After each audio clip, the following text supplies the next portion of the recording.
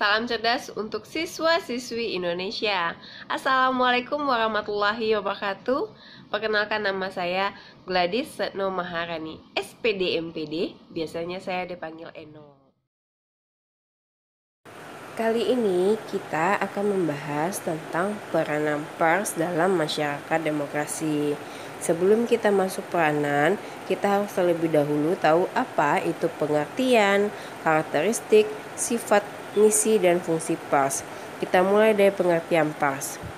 Pers secara etimologis berasal dari bahasa Belanda, yaitu pers, di mana menekan atau mengepres. Sedangkan dalam bahasa Inggris yaitu to press.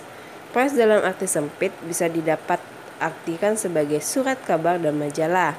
Sedangkan pers dalam arti luas yaitu menyangkut media massa seperti surat kabar, radio, televisi, dan film.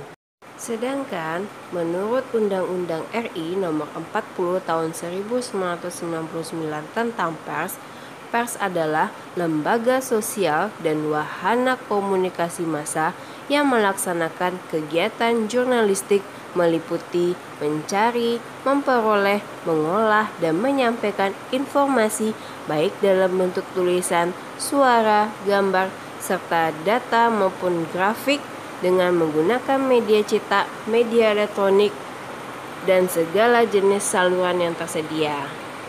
Menurut Simorangkir, dalam arti sempit, pers disebut juga terbatas surat kabar harian, mingguan, dan majalah.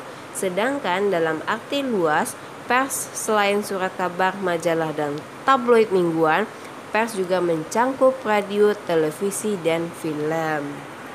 Selanjutnya kita masuk karakteristik pers. Karakteristik pers secara umum yang pertama yaitu periodisitas, di mana pers harus terbit secara teratur dan periodik. Yang kedua yaitu publisitas, di mana ditunjukkan kepada khalayak umum yang heterogen. Sedangkan yang ketiga yaitu aktualitas, di mana harus mengandung unsur kebaruan dan menunjuk kepada peristiwa-peristiwa yang benar-benar baru terjadi atau sedang terjadi. Sedangkan universalitas yaitu berkaitan dengan kesemataan pers yang dilihat dari keanekaragaman isinya.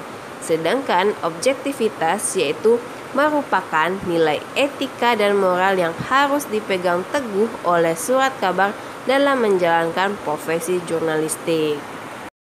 Kemudian kita masuk lagi kepada sistem pers. Sistem pers ada sistem pers otoritarian, sistem pers libertarian, sistem pers social responsibility, dan sistem pers komunis. Kemudian kita lihat fungsi pers. Fungsi pers secara umum itu bisa kita lihat sebagai informasi, edukasi atau pendidikan, koreksi atau kontrol, rekreasi atau hiburan, media atau penghubung.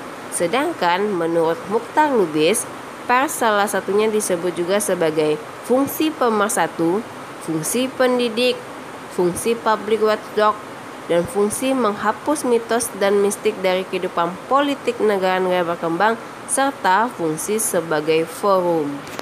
Lanjut yaitu misi pers. Misi pers ada 3. Yang pertama, ikut mencerdaskan bangsa, menegakkan keadilan, dan memberantas kebatilan.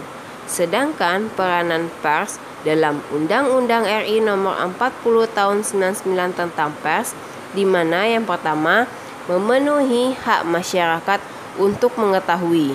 Yang kedua, menegakkan nilai-nilai dasar demokrasi, mendorong terwujudnya supremasi hukum, HAM, serta menghormati kebinekaan, mengembangkan pendapat umum berdasarkan informasi yang tepat, akurat, dan benar, dan melakukan pengawasan, kritik, kolerasi, dan saran terhadap hal-hal yang berkaitan dengan kepentingan umum, serta memperjuangkan keadilan dan kebenaran. Oke, cukup sekian dulu materi kita hari ini. Mohon maaf apabila ada salah kata. Assalamualaikum warahmatullahi wabarakatuh.